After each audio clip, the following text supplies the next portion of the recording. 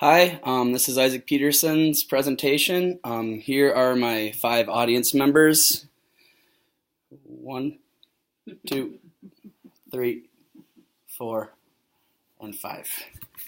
Here we go. All right. So what we're here to talk about today is Erikson's theory and development.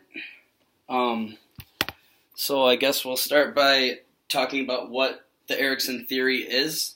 The Erikson theory stages of development, they represent a model of understanding that examines the stages of our lives and how we as individuals develop unique personalities.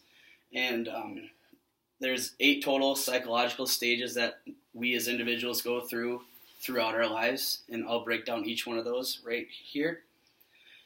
After my thesis statement, of course. My thesis statement for my paper, I'm going to focus on the 5th stage in particular, because that's where I feel like I am at in my life, which is adolescence, and how daily challenges in my life, they are reflective on this stage in particular. I believe that the transitions between my stages, or the stages, overlap for me. Although not all the challenges I face in my life at this time fit into that specific adolescent stage, many do as I begin to seek a life of independence and kind of navigate through my career planning. Some things I kind of pointed out were I went to Winona State for physical education and health education with minors in DAPE and coaching, but like I point out in my paper, I didn't pass the Minnesota State licensure exams, which you need to student teach. So that kind of held me back a little bit in regards to graduating. So I changed my major, obviously, to independent studies. So I did that. I could realize I could move home and take the class online. And through all that, I'd taken all these experiences I've learned in those phy ed and health classes and special education classes, and I actually became a paraprofessional or a teacher's assistant here in my hometown.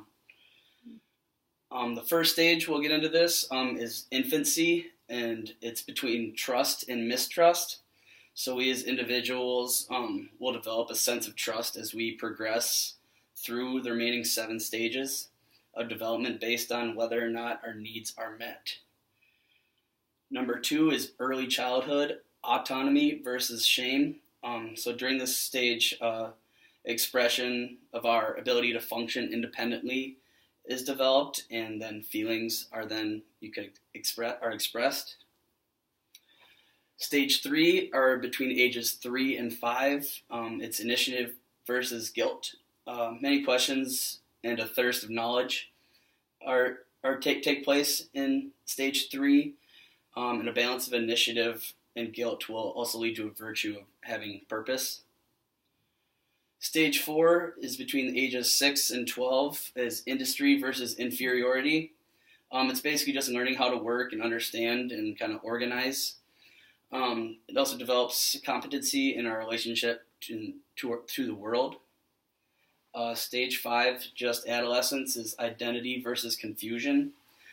Basically, this is the who am I stage, and what is my value. And the last stage is relevant to school.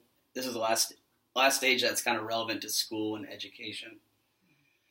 Stage 6 is early adulthood, intimacy versus isolation. Here, in this stage, we begin to explore long-term relationships with people other than our families.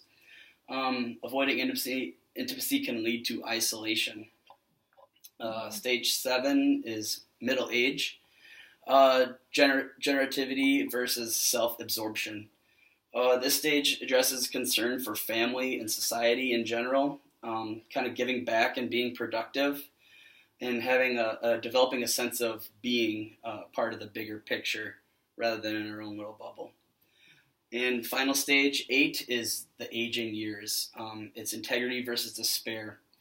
For this stage, wisdom is a virtue in this stage. If we feel guilt over past or unproductiveness, we may feel a feeling of despair. However, contemplating our accomplishments and developing integrity, we will see that we have led kind of a successful life. So my stage, like I said, I was stage 5 of adolescence. I'm 25. I just moved back home with my parents and just found, and I'm still trying to graduate college. So I feel like I'm still in that, although it says that adolescence is between 6 and 12, ages 6 and 12, I feel like I'm still part in that stage because I'm transitioning through finally finishing up school and trying to live independently as I look for a house or a place to stay and kind of just raise or start building more money for me, I guess, to saving enough money so I can be on my own. And then in the book, what I kind of identified with was chapter 4, which was titled "Try It Even Without Knowing the Outcome." Earlier this summer, I got a job as I did woodworking for a company. Just kind of found it through mutual friends and family. I just went in, needed a job, did it, and I actually found out that I really didn't like it and didn't feel like that was something I could see myself doing longer than I would have to. So it was after kind of just family talking, I came across a paraprofessional job here in town, which was, like I said, something I kind of knew something about and what I went to school for. So I'm really glad and fortunate that everything worked out in this manner. So I guess going all the way back to first month of school when we made the academic plan, I kind of just made my own here. It was just kind of, I'm a para, I became a para.